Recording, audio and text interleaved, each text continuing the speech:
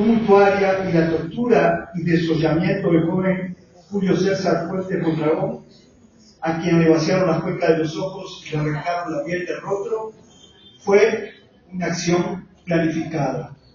Una acción planificada que no se debió a la ausencia del Estado, ni es tampoco un hecho aislado.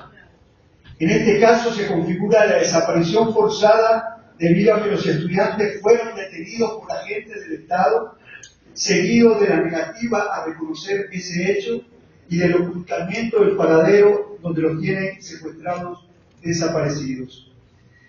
Hasta ahora ha quedado comprobado que en la acción participaron al menos agentes del Estado. Hay 22 detenidos que han sido identificados como policías municipales de Iguala, pero en la acción, como todos ustedes saben, participó también un grupo de civiles que portaban armas de fuego de uso exclusivo del ejército.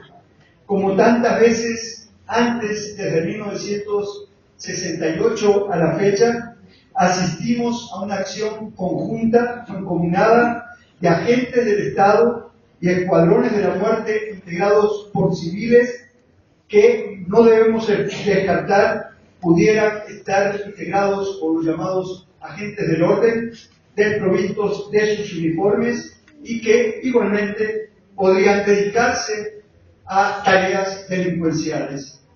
Los gobiernos federal y estatal han venido posicionando mediáticamente la hipótesis del crimen organizado y las fosas comunes, coartada que ha sido utilizada como garantía de impunidad y que se limita actualmente por las autoridades como estrategia de desgaste de los familiares y compañeros de las víctimas. Tras el inicial vacío informativo, esto es, la ausencia de una versión creíble y rigurosa sobre los hechos y la situación de las víctimas de parte de las autoridades de Guerrero, pero también a nivel federal, se ha impuesto ahora la lógica de las fosas comunes. Una lógica que de manera perversa juega con el dolor de los padres y los compañeros de los detenidos desaparecidos. Como dicen sus padres, las autoridades andan buscando muertos cuando lo que queremos encontrar es a nuestros muchachos vivos.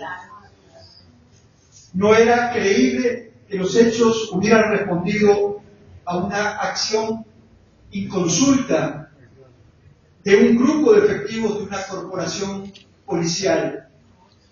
Y resulta en extremo sospechoso que desde un principio no se contemplara la cadena de mando.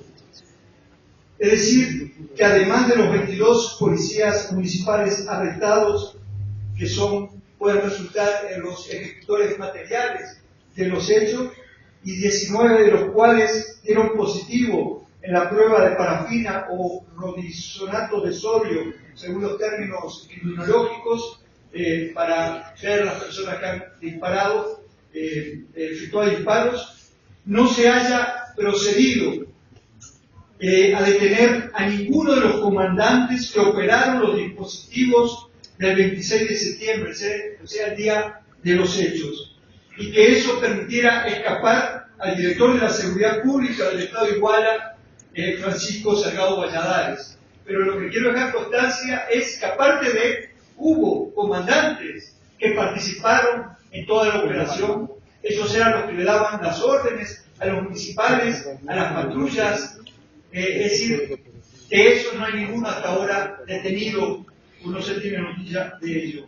Peor aún, como ha señalado el abogado Vidulfo Rosales de Trachinola, que es la organización de abogados en quien los familiares de las víctimas y los compañeros de la normal han depositado su confianza. Como decía pues el abogado Rosales, las autoridades ministeriales no procedieron a realizar un interrogatorio profesional y exhaustivo que diera elementos para localizar a los muchachos desaparecidos. Es decir, si se hubiera procedido con profesionalismo desde la noche de los hechos, estaríamos en otra situación. De allí que a la falta de voluntad de las autoridades judiciales del Estado se puede añadir una suerte de complicidad de algunos agentes del Ministerio Público para enturbiar y enrarecer, como es habitual, la búsqueda de la verdad sobre los graves hechos acontecidos, a lo que se suma ahora la investigación judicial caótica y hostil de las instancias federales, hostil hacia los muchachos de la Normal y hacia los familiares de las víctimas. Insisto en lo de la cadena de mando. Los hechos ocurrieron en presencia de la policía local y federal y de los agentes del CISEN, que es la policía política del régimen, pero también de las fuerzas militares mexicanas, en particular del batallón de infantería número 27, que depende de la 35 zona militar, y del denominado tercer batallón, una unidad de fuerzas especiales que tiene a cargo, entre otras tareas, las labores de inteligencia. Ambos batallones tienen sus cuarteles en Iguala, es decir, uno de los cuarteles está a escasos metros de donde ocurrieron los hechos. Además, en el Estado existen bases de operaciones mixtas que están integradas por militares y policías.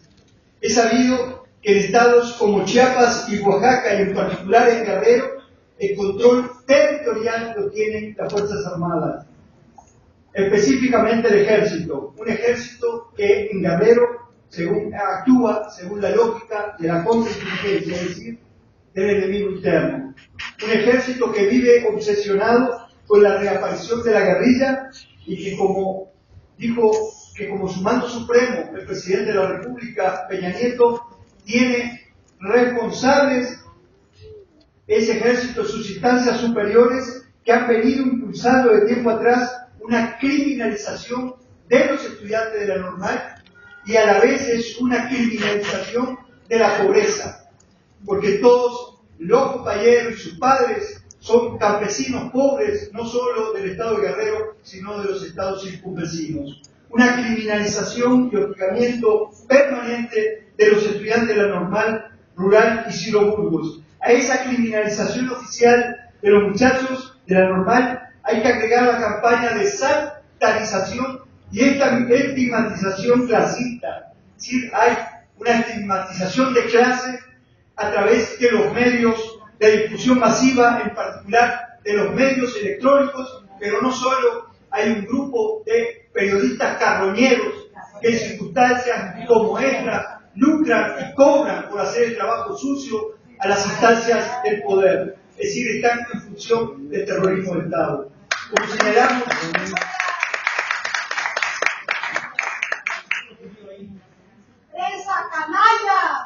Como señalamos, en un comunicado del 9 de octubre, los miembros del grupo Pacto Democracia, que está integrado por un grupo de personalidades como Pablo González Casanova, como Rodolfo Tabenhagen, Alfredo López Austi, el padre Concha y otros, a los normalistas que fueron víctimas de esa barbarie, de ese acto criminal de lesa humanidad, según el Estatuto de Roma de la Corte Penal Internacional, quieren